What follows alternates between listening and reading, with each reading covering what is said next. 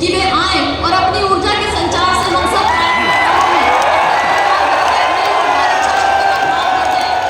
प्रधानमंत्री जी को जय श्री राम, भारत माता की।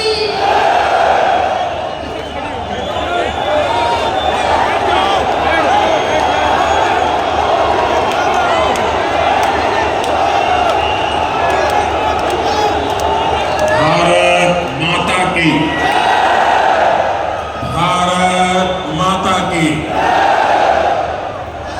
सबते पावनते सारे बुजुर्गाना, भाई बहना और नौजवान साथियों ने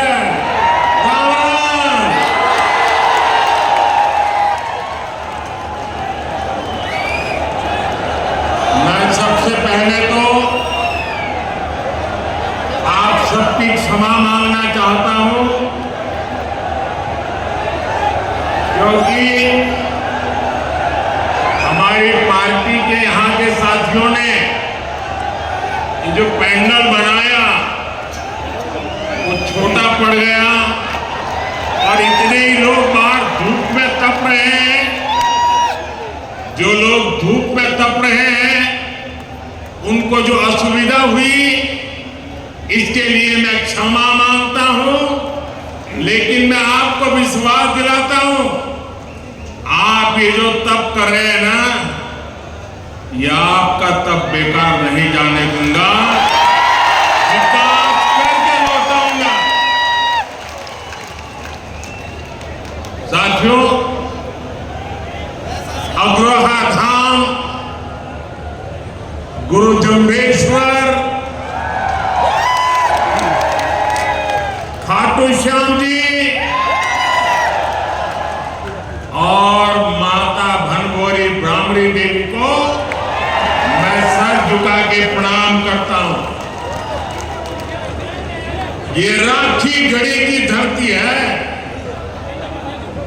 ये क्षेत्र देश प्रेम और प्रकृति प्रेम दोनों के लिए जो बलिदान दिए गए हैं उसको यहां के लोग आज भी स्मरण करके पूरी मानव जात को प्रेरणा देते हैं। यहां अंग्रेजों की क्रूर तोपों के भी जख्म है, तो यहां पैरों की रक्षा के लिए बिश्नोई समाज के तप और त्याग की मिसालें भी हैं। यहां के विकास में स्वर्गीय भजनलाल जी का भी बड़ा योगदान है, आज भी लोग याद करते हैं। और ये मेरा सौभाग्य रहा कि मुझे हरियाणा में काम करते हुए भजनलाल जी के काम को देखने का मौका मिला और चौधरी बंसीलाल जी के साथ काम करने का मौका मिला। और चौधरी बंसीलाल जी मुझे हमेशा कहते थे कि भाई देख, तेरा और मेरा विशेष नाता है। मैंने कहा क्या? और फिर वो मुझे महर्षि दयानंद जी के जीवन के विषय में बड़े भावुक होकर के बातें बताते थे। महर्षि दयानंद सरस्वती जी गुजरात में पैदा हुए, लेकिन जितनी जानकारियां मुझे नहीं थी उससे ज्यादा जानकारियां महर्षि दयानंद जी के विषय में चौधरी बंसीलाल जी से मैं सुना करता था और वो कहते कहते भावुक हो जाते थे। साथियों, मेरा सौभाग्य रहा है, हरियाणा ने मुझे बहुत कुछ दिया है, बहुत कुछ सिखाया। मैं हरियाणा के विकास में योगदान देने वाली हर संतान को नमन करता हूं। आज सरदार भगत सिंह जी की जयंती पर भी मैं उन्हें श्रद्धा सुमन के साथ प्रणाम करता हूं। साथियों, हरियाणा की माता और बहनों ने यहां एक नारा दिया है, हमारा हरियाणा नॉन स्टॉप हरियाणा। हरियाणा का विकास ऐसे ही नॉन स्टॉप चलते रहना चाहिए। इसलिए हरियाणा तीसरी बार भाजपा को मौका देने का मन पक्का कर चुका है। चारों तरफ से आवाज आ रही है, भरोसा दिल से, भाजपा फिर से, भरोसा दिल से, भरोसा दिल से। साथियों, जैसे जैसे वोटिंग की तारीख नजदीक आ रही है, कांग्रेस पस्त पड़ती जा रही है। कांग्रेस के नेता अब कहने लगे हैं कि हरियाणा में भी वही हाल होगा जो कांग्रेस का मध्य प्रदेश में हुआ था। एमपी और राजस्थान में पिछले चुनाव में इन्होंने झूठ का गुब्बारा खूब फुलाया, लेकिन जनता ने वोट की चोट देकर के उस गुब्बारे की हवा निकाल दी। अब हरियाणा में भी यही होने जा रहा है। साथियों, कांग्रेस का ये हाल इसलिए होता है क्योंकि कांग्रेस देश की सबसे धोखेबाज और बेईमान पार्टी है। आप पड़ोस में देख लीजिए, हिमाचल में क्या हाल करके रखा है। चुनाव के दौरान हिमाचल की जनता को इन्होंने क्या क्या झूठ बोला, आप कल्पना नहीं कर सकते। अब सरकार बनने के बाद कांग्रेस ने अपने वायदों से पल्ला झाड़ लिया है। जनता कांग्रेस से कह रही है, क्या हुआ तेरा वादा?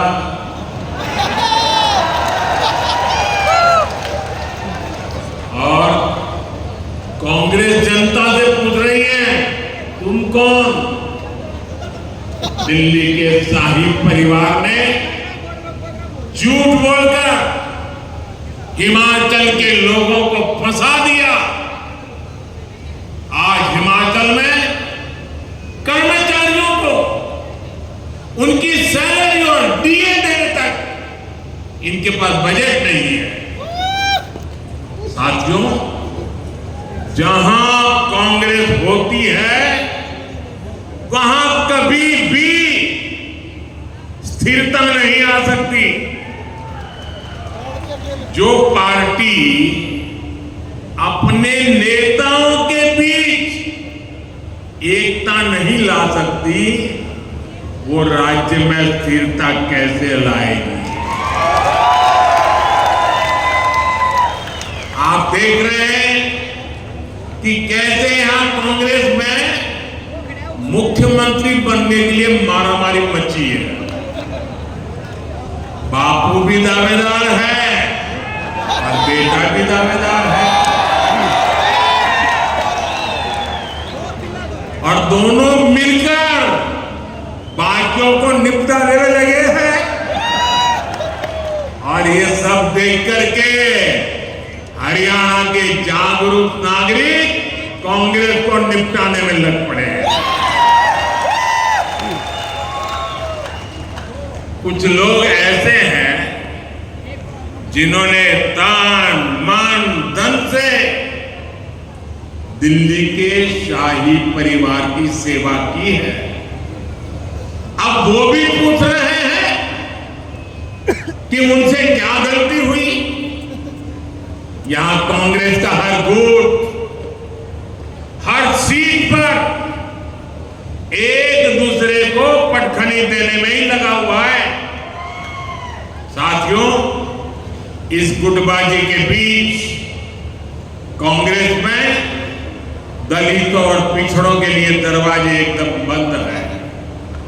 कांग्रेस जानती है कि दलित उसको वोट नहीं देता, इसलिए वो पूरे दलित समाज से नफरत करती है। आप खुद देखिए, कांग्रेस के राज में गोहाना में दलितों पर अत्याचार हुआ, कांग्रेस चुप रही। कांग्रेस के राज में मिर्चपुर कांड हुआ, कांग्रेस चुप रही। कांग्रेस के राज में दलित बेटियों के साथ अत्याचार हुआ, अन्याय हुआ, कांग्रेस चुप रही। आज कांग्रेस का शाही परिवार कह रहा है कि दलित और पिछड़ों का अमेरिका में जाकर के बोले वो दलितों पिछड़ों का आरक्षण खत्म कर देंगे। कांग्रेस ने दलितों पर जो अत्याचार किया है उसे दलित समाज कभी भी भूल नहीं सकता। इसलिए मैं हरियाणा में जहां भी गया, मैंने देखा कि कांग्रेस को कोई भी घुसने नहीं देता। साथियों, भाजपा सर्व समाज की भागीदारी सुनिश्चित कर रही है। हमारे मुख्यमंत्री सैनी जी सबको साथ लेकर आगे बढ़ रहे हैं। अब देखिए, हमारी सरकार ने हरियाणा के मुख्यमंत्री निवास का नाम कबीर कुटीर रखा है। यहां हिसार में ही दलित परिवारों में भी जो वंचित हैं उनके बच्चों के लिए बने कबीर छात्रावास का फंड भी भाजपा ने बढ़ाया। भाजपा सरकार वंचितों को सिर्फ सहारा देती है, इतना नहीं बल्कि उनके सपनों को उड़ान भी देती है। साथियों, जिनको कोई नहीं पूछता, मोदी उनको पूजता है।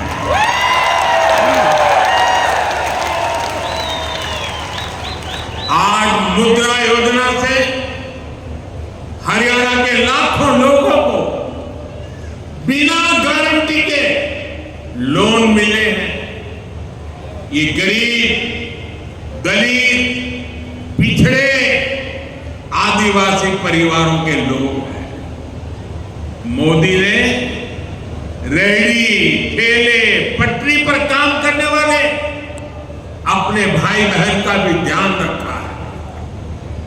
ये कोई धन्ना सेठ नहीं है, ये गांव, गरीब, दलित, पिछड़े परिवारों के मेरे भाई बहन हैं।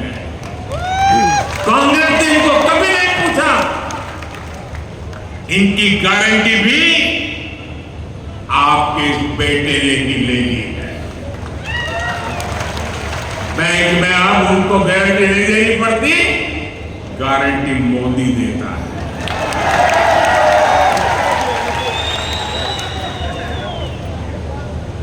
इनको भी पीएम स्वनिधि योजना से हजारों रुपए की मदद बिना गारंटी के बैंक से मिली है। साथियों, कांग्रेस इतना बड़ा स्वार्थी दल है कि उसे वोट के अलावा कुछ नहीं दिखता। कांग्रेस ने किसानों को भी हमेशा वोट बैंक के रूप में ही देखा। कांग्रेस ने हमेशा किसानों को पानी के लिए तरसाया है, जबकि भाजपा उनकी समस्याओं का समाधान कर रही है। मैं हिसार, सिरसा, भिवानी, फतेहाबाद के किसानों की समस्याओं को समझता हूं। हिसार के कुछ हिस्सों में जो सेम की समस्या आ रही है, उसकी जानकारी भी सरकार को है। इसका समाधान करने के लिए भी सरकार बनने के बाद प्रयास तेज किए जाएंगे। साथियों, कांग्रेस यहां किसानों के लिए बड़ी बड़ी बातें करती है, लेकिन आपको भूलना नहीं है, हुड्डा जी सरकार तो 2 रुपये के मुआवजे वाली सरकार थी। हर किसान को याद है, ये 2 रुपया मुआवजे वाली सरकार। फर्क देखिए दोस्तों, ये भाजपा सरकार है जो बिना मांगे देश के 10 करोड़ से ज्यादा किसानों को पीएम सम्मान निधि हर वर्ष 6,000 रुपया सीधे उनके बैंक में खाते में जमा करती है, उनके सम्मान की चिंता करती है। और बोलो, 2 रुपये का मुआवजा क्या हमारे हरियाणा के किसानों का अपमान करते समय आपको शर्म नहीं आई? ये सम्मानित किया जाता। इसलिए मैं आज आप लोगों को हाथ जोड़कर ये काम दे रहा हूं, और मुझे विश्वास है आप इस काम को करने में कभी पीछे नहीं हटेंगे। जब भी कांग्रेस के लोग आपसे किसानों की बात करें, आप उनसे एक बात पूछोगे? जरा जोर से बोलिए ना, पूछोगे?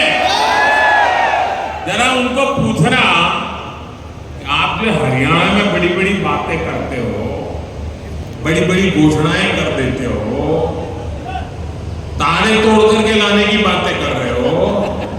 अरे भाई, तुम्हारी कर्नाटका में सरकार है, तेलंगाना में सरकार है, हिमाचल में सरकार है, कुछ तो लागू करके दिखाओ।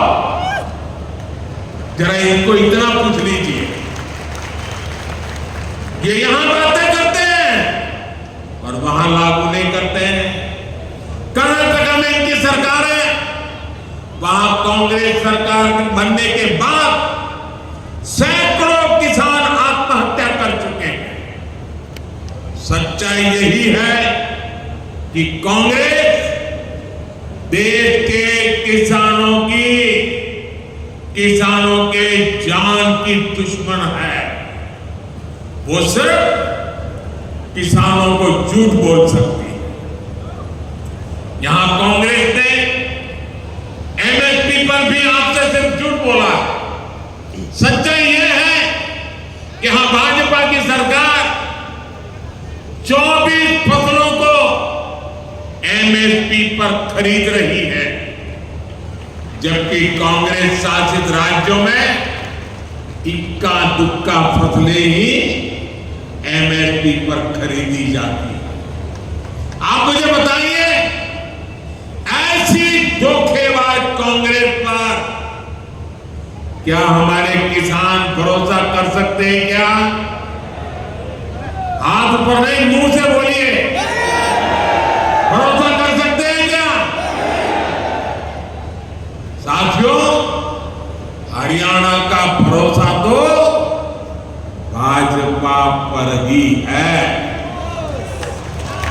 बीते 1 दशक में भाजपा ने यहां विकास को नई गति दी है। यहां चारों तरफ चौड़ी सड़कों का जाल बिछाया गया है। जोड़ी वंदे भारत ट्रेनें ये मेरे हरियाणा में चलती है। हिसार से रोहतक जाने के लिए हंसी हिसार रोहतक लेन लाइन शुरू कर दी गई है। इससे हिसार से रोहतक पहुंचने के लिए समय आधा हो गया है। साथियों, ये क्षेत्र अब एक बड़ा व्यापारिक केंद्र बनने की तरफ कदम बढ़ा चुका है।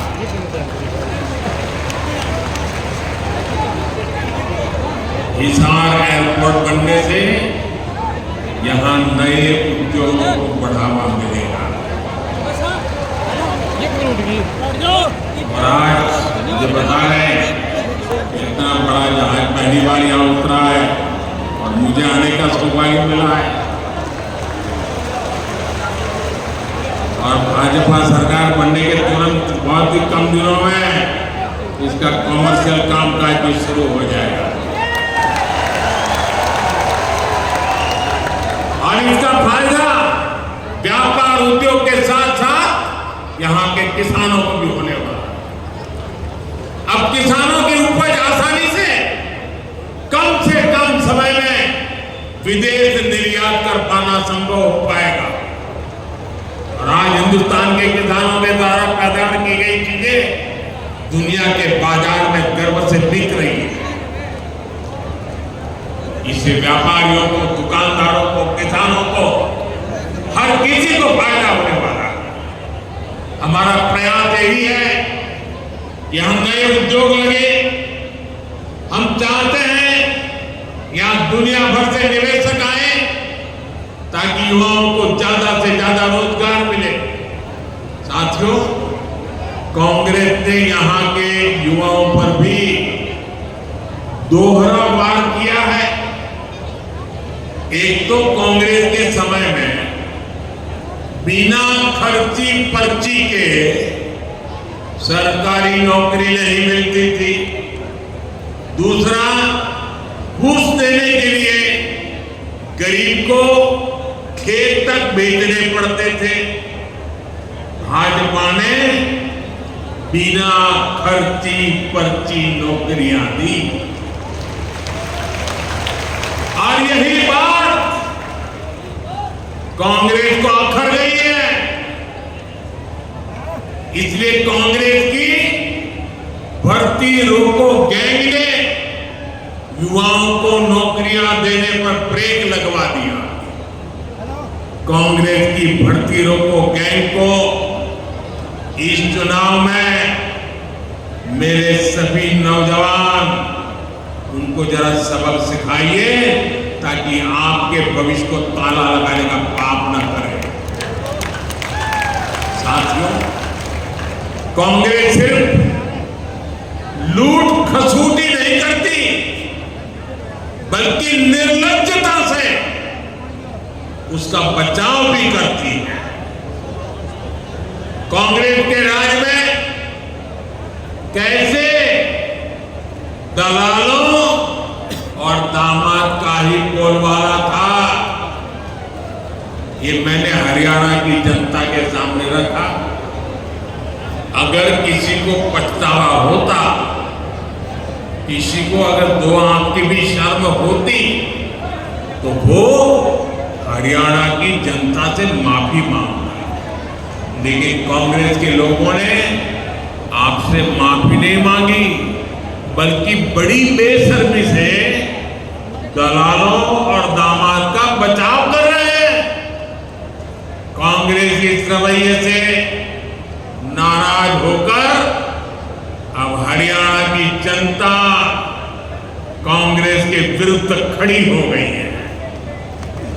अब जनता खुद इनका कच्चा चिट्ठा बाहर निकाल रही है। आप भी देख रहे हैं कैसे हर रोज इनके समय के घोटालों के नए नए कागज सामने निकल करके आ रहे हैं।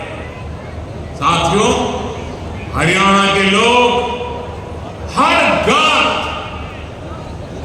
गांव सह सकते हैं लेकिन हरियाणा के लोग देश के विरुद्ध कोई बात सहन नहीं सकते।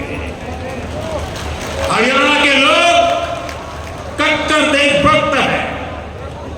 देश की बात आती है तो हरियाणा वाले सब कुछ बुलाकर एकजुट खड़े हो जाते हैं। इसलिए कांग्रेस का असली चेहरा भी आपको याद रखना है। आज की कांग्रेस अर्बन नक्सलियों के चंगुल में है। मैं कोई ढकी छुपी बात नहीं कर रहा। कांग्रेस के नेता विदेश जाते हैं तो किससे मिलते हैं? ये उन लोगों से मिलते हैं जो भारत के दुश्मनों की भाषा बोलते हैं।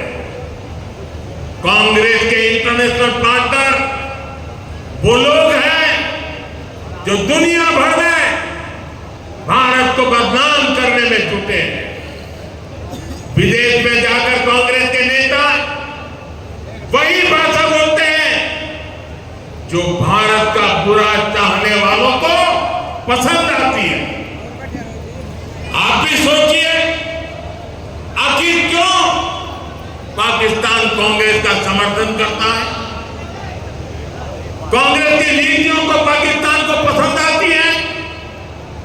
साथियों, हरियाणा के लोगों को कांग्रेस के वादों इरादों से बहुत सावधान रहना है।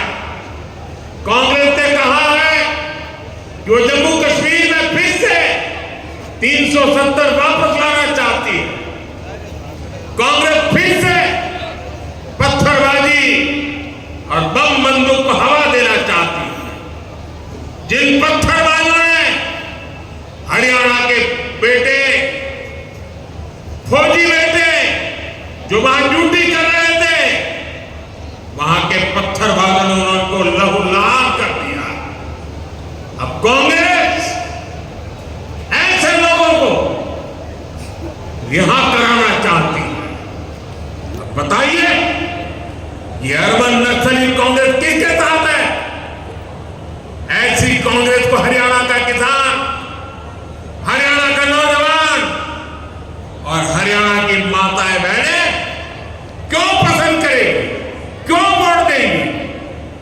साथियों, आज 28 सितंबर है। मैं आपको याद करा था 28 सितंबर की रात को ही हमने सर्जिकल स्ट्राइक की।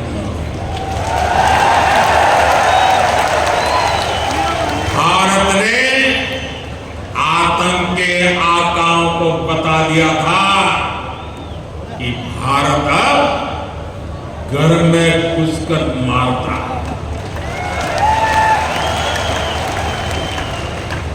और कांग्रेस ने क्या किया था? कांग्रेस ने हमारी सेना से सर्जिकल स्ट्राइक के सबूत मांगे थे। यही कांग्रेस है जिसने हमारे सेनाध्यक्ष को गली का गुंडा कहा। कांग्रेस ने हमारी सेना के बजाय दुश्मनों के झूठ पर विश्वास किया।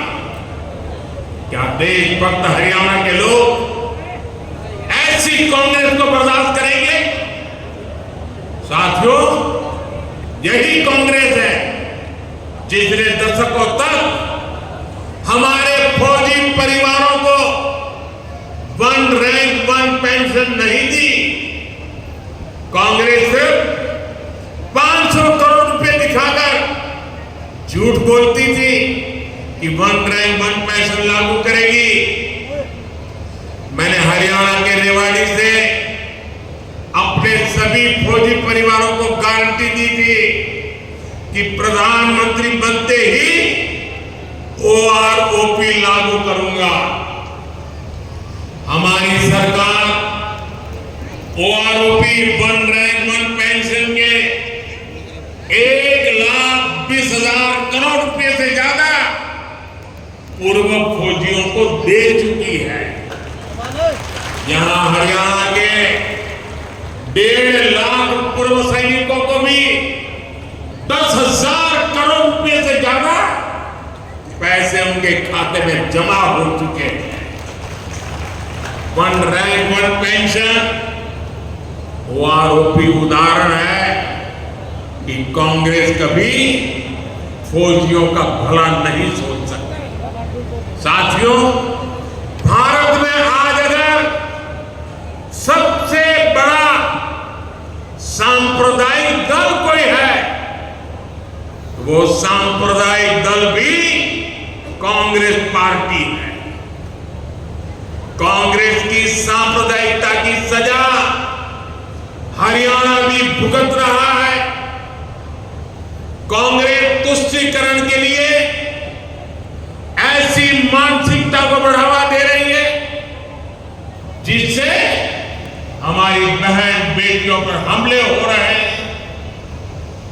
आपने कांग्रेस के विधायक की धमकी जरूर सुनी होगी। वो कहता है कि कांग्रेस जीती तो लोगों को अपना घर बार छोड़ना होगा। अभी ये आलम है, सत्ता तो मिली नहीं है, मिलने की संभावनाएं नहीं है, लेकिन जनता को पर जुल्म करने की बातें करते हैं। अगर ऐसे लोगों को सत्ता मिल गई तो क्या होगा, ये सोच करके भी रोंगटे खड़े हो जाते हैं। इसलिए हरियाणा के हर वोटर से मैं कहूंगा कि जब भी वोट डालने जाना तो ऐसी धमकियों को जरूर याद रखना। साथियों, हरियाणा की जनता और हरियाणा भाजपा के कार्यकर्ता एक साथ मिलकर विकास को नई गति देने के लिए तैयार है। ये मेरा सौभाग्य है कि मुझे बूथ स्तर के भाजपा कार्यकर्ताओं से पिछले दिनों उन सब से बातचीत करने का अवसर मिला। 2 दिन पहले अनेक साथियों से मेरी चर्चा हुई। उनका आत्मविश्वास देखकर मेरा विश्वास और ज्यादा बढ़ गया। मैं हरियाणा के सभी भाजपा कार्यकर्ताओं से भी कहूंगा, हरियाणा हांगे का प्रदेश है, पूरा हांगा ला दियो।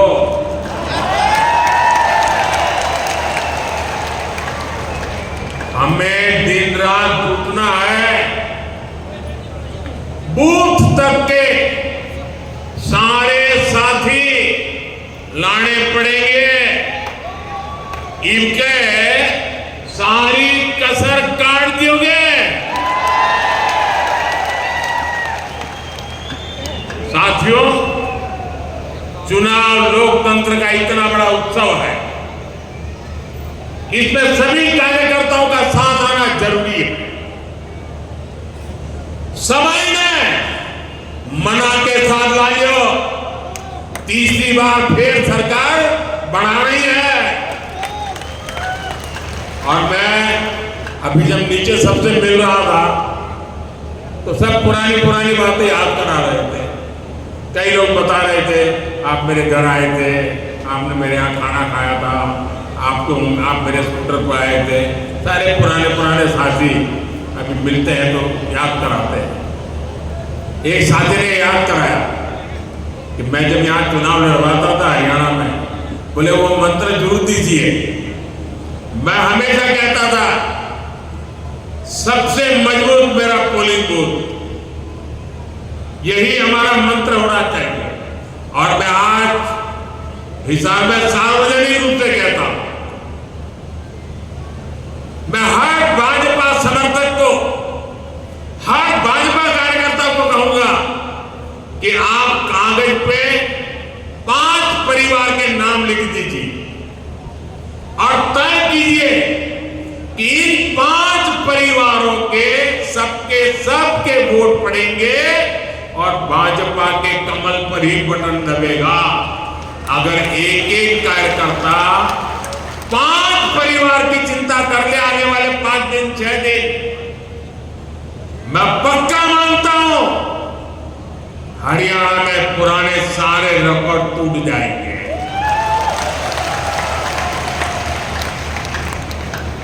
मैं एक बार फिर इतनी बड़ी संख्या में यहां आने के लिए आप सभी को धन्यवाद देता हूं। हमारे सभी उम्मीदवारों से मेरा आग्रह है जरा आगे आ जाए।